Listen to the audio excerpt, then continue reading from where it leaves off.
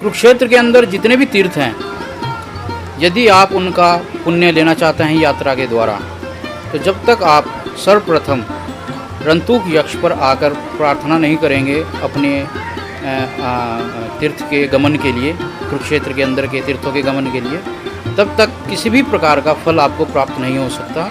ऐसा वरदान है।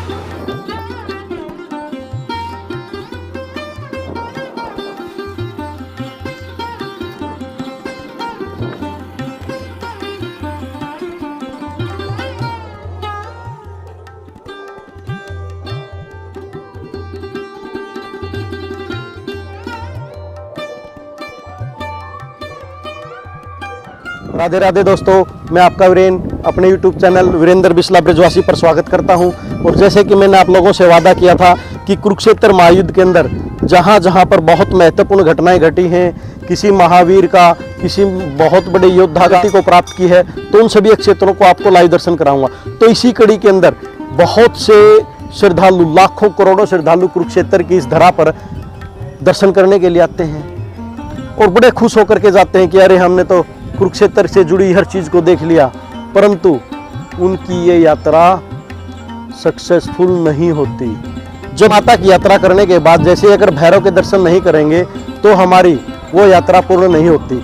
इसी कड़ी के अंदर ही हम कुरुक्षेत्र के इस महायुद्ध के अंदर दर्शन करने के लिए जो श्रद्धालु आते हैं, जब तक के इस क्षेत्र के यहाँ पर दर्शन नहीं कर लेंगे, वो चाहे 1000 बार कुरुक्षेत्र के अंदर आकर के दर्शन करें, ब्रह्म सरोवर में स्नान करें, या फिर जहाँ पर गीता का उपदेश दिया था ज्योतिषर के अंदर, वहाँ पर बेशक जाएं, परंतु उनकी यात्रा सक्सेसफुल नहीं मानी जाएगी। इसीलिए इस कंटेंट को, इस वीडियो को आप जरा सी भी स्किप नहीं करें। आपको वो बहुमूल्य जानकारी दूंगा जो आप तक किसी ने नहीं दी होगी, क्योंकि कुरुक्षेत्र के अंदर दर्शन करने के लिए बहुत श्रद्धालु आते हैं, परंतु उनको यही नहीं पता कि यहाँ का भी एक प्रवेश द्वार है। जिस प्रकार अभिमन्यु चक्रव्यूह को तोड़ने के लिए उस चक्कर के अंदर पहले चरण से लेकर 7वें चरण तक जाना था, उसी प्रकार से इस कुरुक्षेत्र दर्शन के लिए प्रवेश द्वार भी है एक। जब तक हम उस प्रवेश द्वार के अंदर से अपनी एंट्री नहीं करते, जब तक उस प्रवेश द्वार पर आकर के एक बार हम माथा नहीं टेकते, जब तक उस प्रवेश द्वार से पहले हम सरस्वती माता के अंदर, जब तक उस प्रवेश द्वार से पहले हम माता सरस्वती के अंदर स्नान करके और उस मंदिर में अपना माथा नहीं टेकते, तब तक आपकी यात्रा आरंभ ही नहीं होती। शुरू तो छोड़ दीजिए, आप दर्शन तो करना छोड़ ही दीजिए, आपकी यात्रा ही शुरू नहीं होती। इसीलिए आज मैं आपको वो स्थान दिखाऊंगा जहां से इस कुरुक्षेत्र की 48 कोस की यात्रा शुरू होती है, और जहां पर इस महाभारत का युद्ध शुरू होने से पहले भगवान श्री कृष्ण और अर्जुन आए थे। यहीं से उन लोगों ने लाइन खींची थी कि कहां से कहां तक, किस किस क्षेत्र के अंदर, हरियाणा के कौन से वो 5 जिले हैं जिनके अंदर ये महाभारत का युद्ध लड़ा गया था। और यहीं पर उन्होंने 4 कोने बनाए थे। उन 4 कोणों को भी आपको बताऊंगा। आइए, उससे आगे की वीडियो आपको, उससे आगे का कंटेंट, उनसे आगे की जानकारी आपको देता हूं। आइए, अभी सबसे पहले इस क्षेत्र की यात्रा करेंगे, यहाँ पर दर्शन करेंगे। उसके बाद फिर जो बचे हुए क्षेत्र हैं उनके अंदर अगर हम अपने वहाँ पर जाकर शीश नवाएंगे, अपनी अरदास लगाएंगे, तभी कुरुक्षेत्र की इस धरा पर उनकी अरदास सुनी जाएगी, तभी उनकी यात्रा सफल होगी। तो आइए, इस रतन दक्ष जो यहाँ पर मंदिर है, इसके आपको अंदर से दर्शन करवाते हैं। आइए। तो प्रश्न ये उठता है कि ये यक्ष कौन थे? क्या ये उत्पीड़क या रक्षक थे, या बस ब्रह्मांडीय दुनिया के प्राणी थे?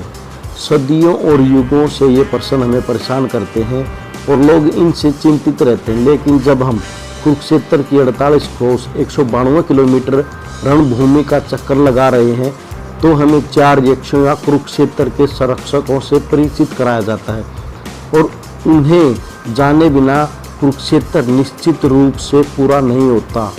यक्ष शब्द का अर्थ है रहस्य, अलौकिक प्राणी जो अचानक प्रकट होता है। ये ऋग्वेद अथर्ववेद में वर्णित जीव हैं जो परोपकार और बुराई दोनों का मिश्रण है। जबकि अगर हम सिर्फ इनके विनाश की सिफारिश करता है, बौद्ध और जैन धर्म में भी इन्हें मान्यता दी गई है। कुरुक्षेत्र 4 अजय यक्षों द्वारा संरक्षित है, जिन्हें रतन, रंतुक, कपिला और मचाक्रुका के नाम से जाना जाता है, जिनका वर्णन यक्ष चैत्य के बौद्ध पाठ के अलावा वामन पुराण तथा सतपथ ब्राह्मण में भी किया गया है। ये 4 यक्ष कुरुक्षेत्र के चारों कोनों के संरक्षक हैं और आंशिक रूप से सहायक और आंशिक रूप से विनाशकारी भी माने जाते हैं। जैन धर्म में अक्सर माना जाता है कि आध्यात्मिक गुरु से हमेशा एक यक्ष जुड़ा होता है और उन्हें देवता या मध्यवर्ती स्थिति के देवता माना जाता है। वेदों और उपनिषदों में हम कुबेर को इन यक्षों के राजा के रूप में जानते हैं और प्राचीन साहित्यिक ग्रंथों में वर्णित समान तर्ज पर भगवान श्री विष्णु ने राजा कुरु की तपस्या से प्रसन्न होकर कुरु जंगला की रक्षा के लिए चंद्र नामक एक यक्ष को नियुक्त किया था, जो आज इस नए कुरुक्षेत्र के अंदर भी है। तब से कुरुक्षेत्र को इन 4 यक्षों या द्वारपालों द्वारा संरक्षित और रक्षित किया गया है।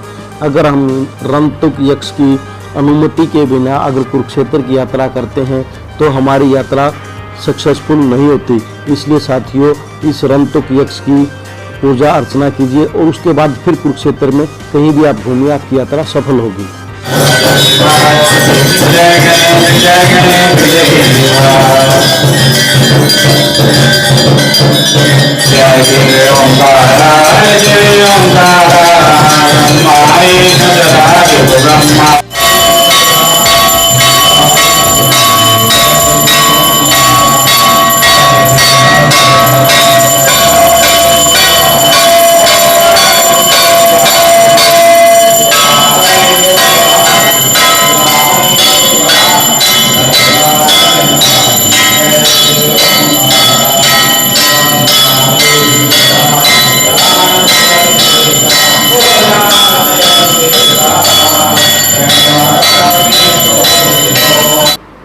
यक्ष पूजा वैदिक युग से भारतीय उपमहाद्वीप में व्यापक रूप से प्रचलित है और कुरुक्षेत्र की भूमि में एक पंथ के समान काफ़ी व्यापक है।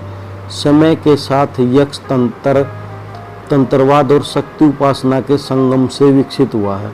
जब भगवान बुद्ध ने हस्तिनापुर से कंधार की यात्रा की तो उनके साथ उनके करीबी शिष्य आनंद और वज्रपाणी नामक यक्ष भी थे। समय के साथ शायद हम इन यक्षों को भूल गए हैं, लेकिन उनका पंथ अभी भी जारी है और कुरुक्षेत्र के संरक्षक देवता होने के नाते वे हमारी गौरवशाली वैदिक संस्कृति की याद दिलाते हैं, जिन्हें अक्सर पूरे भारतवर्ष में अन्य देवताओं के रूपों में दोहराया गया था। रंतुक यक्ष 4 यक्षों में सबसे बड़े भाई हैं और इनकी आज्ञा के बिना वो 3 भाई किसी भी प्रकार की हमारी कुरुक्षेत्र की यात्रा को सफल नहीं होने देते। इसलिए साथियों, जब भी कुरुक्षेत्र भ्रमण के लिए आएँ, सबसे पहले जो ये बीड़ पिपली के अंदर रत्नतुक तीर्थ है, इस तीर्थ की यात्रा करें, विधिवत यहाँ की पूजा करें और उसके बाद कुरुक्षेत्र में इस 48 कोस के अंदर आप कहीं पर भी कोई भी पूजा पाठ कीजिए, आपकी पूजा सफल होगी।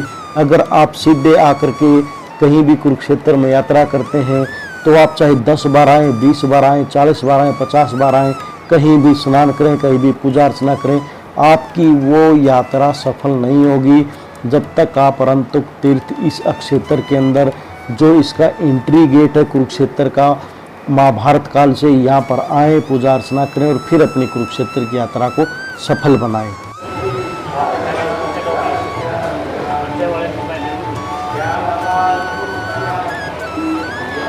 तो साथियों, आज हम उस प्रवेश द्वार पर हैं जहाँ से महाभारत का आरंभ माना गया है।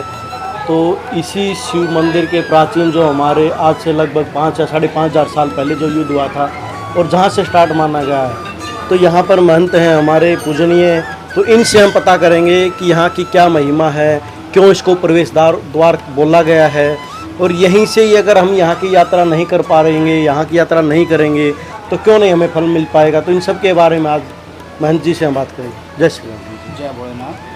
तो मैं महंत राम अवतार दास, पुत्र चेला महंत अरविंद दास, ठाकुर द्वारा रतन दक्ष चिट्टा मंदिर पीपली। ये जो स्थान है ठाकुर द्वारा रतन दक्ष चिट्टा मंदिर पीपली, ये अत्यंत प्राचीन स्थान है, जो सतयुग आरंभ से भी पहले के स्थान है। पृथ्वी पर पहला तीर्थ जो है वो ठाकुर द्वारा रतन दक्ष है। जो पृथ्वी पर पहली नदी आई है माता सरस्वती जी, वो उनको मार्कंडेय ऋषि जी ने रंतूक यक्ष के लिए बुलाया है, ऐसा वामन पुराण में वर्णन मिलता है।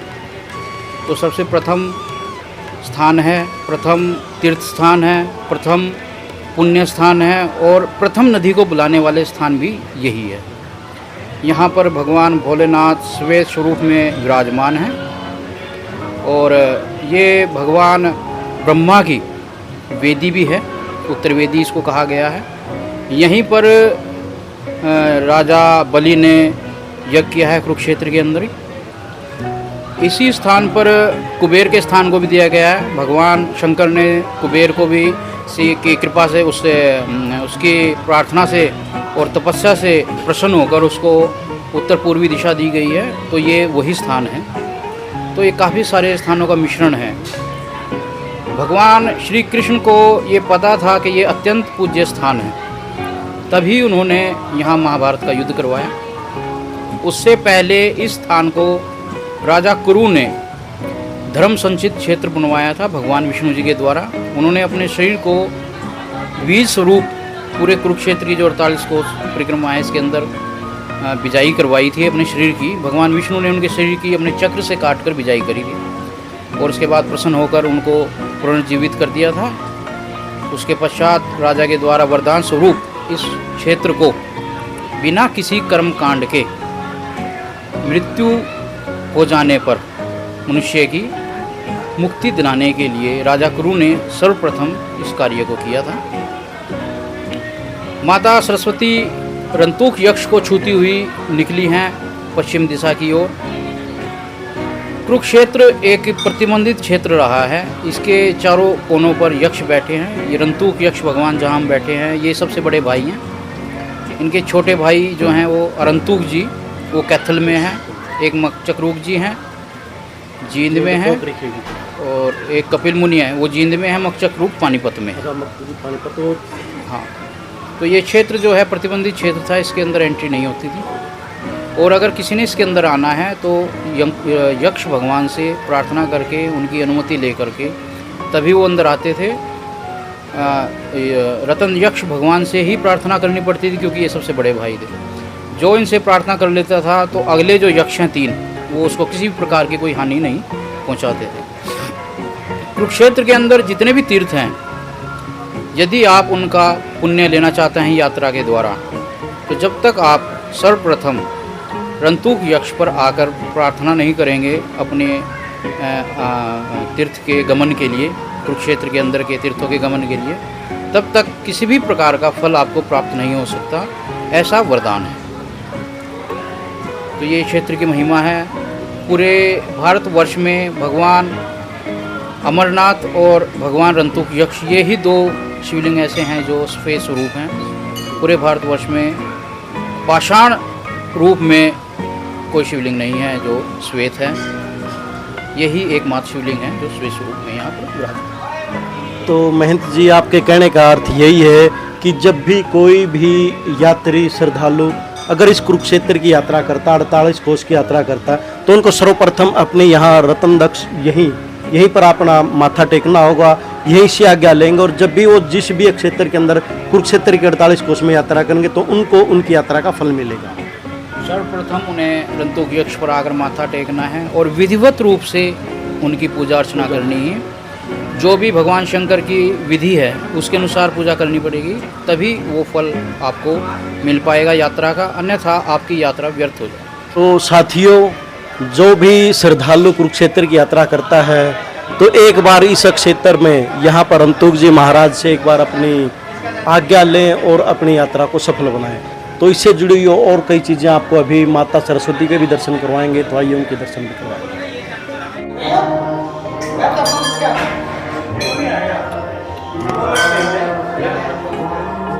साथियों, यही है वो माता सरस्वती। देखिए इनका रौद्र रूप जो यहाँ से लगभग लुप्त हो गई थी, परंतु अब देखिए श्रावण मास के अंदर माता सरस्वती दोबारा प्रकट हो गई हैं। कैमरामैन से कहूँगा थोड़ा क्लोज करके दिखाएं एक बार कि माता सरस्वती इस श्रावण मास में अब की बार 2023 के अंदर इतनी ज़्यादा रौद्र रूप के अंदर दिखी है, अदरवाइज यहाँ से लगभग लुप्त हो गई थी। यही है वो किनारा जहाँ पर माता ने यक्ष रूप में रतन दक्ष यक्ष जी को यहाँ पर स्थापित करवाया है और यहीं से महाभारत के जो चक्र माना गया है, जहाँ से महाभारत का हम एंट्री गेट बोलते हैं, ये वही क्षेत्र है। इसलिए साथियों, इससे जुड़ी और ज़्यादा जानकारी लेने के लिए मेरे चैनल वीरेंद्र बिस्ला ब्रजवासी को लाइक कीजिए, सब्सक्राइब कीजिए, शेयर कीजिए। जय राधे राधे, जय श्री कृष्ण।